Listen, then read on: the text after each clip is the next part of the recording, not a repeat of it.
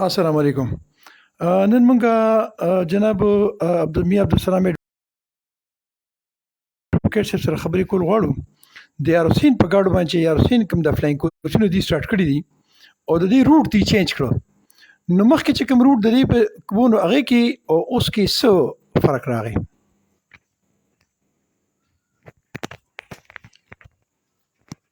ضیا صاحب جی د یارحسین نه فلائنگ کوچونه سټارټ وو پېښور ته ډېره موده مخکې سټارټ شو، خو دوی به په میرہ باندې او داسې په ډنډپرو او په سردچینه باندې تلو. جی نو دغه روډ هم خراب دی او دغه روډ اوږد هم دی. جی د هغې په وجه باندې به دوی تر کنار انټرچینج پورې کم سے کم 1 غنټه ولګېده ٹھیک شو او بیا به 1 غنټه د انټرچینج پېښور پورې لګېده. ٹھیک شو په هغې باندې یارحسین خلک چې نو هغوی ته د فلائنگ کوچ په ځای باندې په یو څه بل څه کې تله اسان و او د هغې کې تله ګران و، دا تکلیف دی و. نو د دې سلیبه مونږ داسې وکړو چې کله د دې اډه کې مینجمنټ چینج شو نو مونږ روټ هم چینج شو ٹھیک شو او دا روټ اوس مونږ د یارحسین نه سټارټ شي په دوبیانو باندې لاړ شي انټرچینج ته وخېږي. ٹھیک شو مخکې به دې 2 غنټې اخیستې، جی اوس دا 60 منټس اخلي.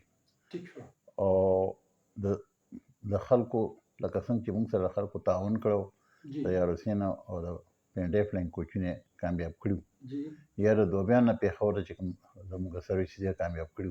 جی نو اوس موږ خلکو ته خواست کوو، خاص کر د یارحسین خلکو ته جی چې دې مهرباني وکړي دا سروس یې کامیاب کړي. نو داسې وګڼئ چې دا ګاډي به راوند د کلاک چلیږي، تقریبا ورځ شپه به دا چلیږي که چېرې دوی تعاون موږ ته جاري.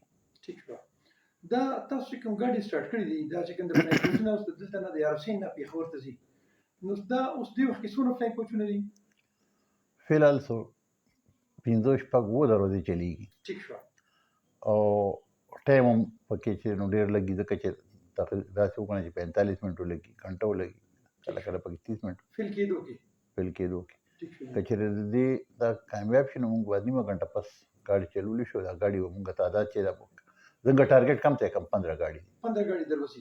موږ وایو چې سهار لومبۍ ګاډي د 15 بجې ځي جی او آخري ګاډي د ماښام 9 بجې ځي د یارحسین نه د یارحسین. او د پېښور نه به د پېښور نه زه یم چې لومبۍ ګاډي د 9 بجې راوځي او آخري ګاډي چې هغه د شپې 8 بجې راوځي. ٹھیک شو.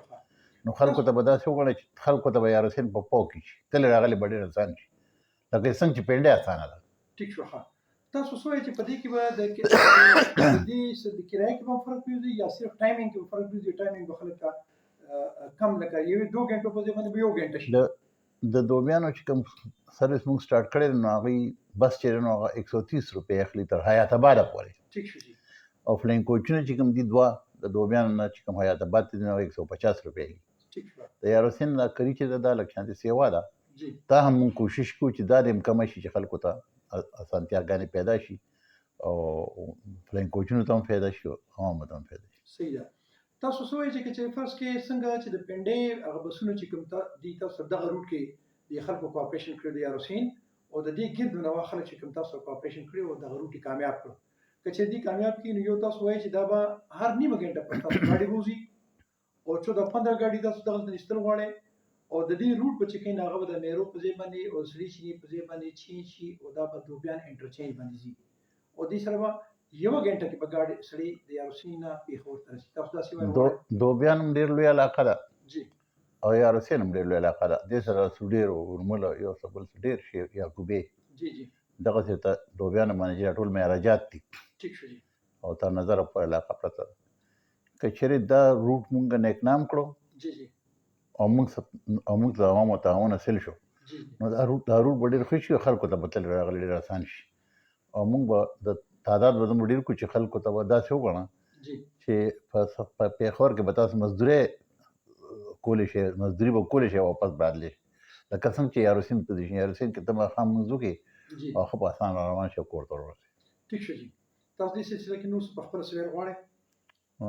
بس عوامو ته دا خاص کر د یارحسین عوام چې دوبیان عوام په دې معامله کې ډېر زیات مخکې دي، هغوی ډېر تعاون کوي، د هغوی نه زمونږ څه ګیله نشته، بلکې هغوی زما نه زه چې څونه زور لګوم نو د هغوی نه 10 ګنا سیوا زور لګوي. خو د یارحسین خلکو که چېرې موږ سره تعاون وکړو جی او دا خپل اډه کامیاب کړه نو دوی به ورسره کامیابي. نو خاص کر یارحسین او د دې ګردو نواح کې چې کوم کلي دي ته ریکویسټ دی چې اوس فلحال دی کې بس پرابلم تر راځي جی خو دې تعاون وکړي موږ سره دې دا ګاډي کامیاب. ٹھیک شو. والسلام. ډېر مهرباني جی. زما خیال دا دا عبدالسلام ایڈوکیٹ صاحب چې دا یو سوشل ورکر دی او د صوابې د ډیولپمنٹ لپاره ډېر شي کارونه کړي چې په هغې کې د دې ډېر شي فلائنگ کوچونه دي. هغه یو که زه ګنواول شروع کړم نو دا به ډېر لوی ټایم غواړي او زموږ ریکویسټ دی دې ویډیو په تھرو زموږ دا ریکویسټ دی د صوابې ټول عوام ته خصوصا د یارحسین عوام ته چې تاسو کوآپریشن وکړئ موږ سره او دا ګاډي کامیاب کړئ چې ستاسو دپاره سهولت شي او ستاسو د بچو دپاره سهولت شي. السلام علیکم ورحمت الله.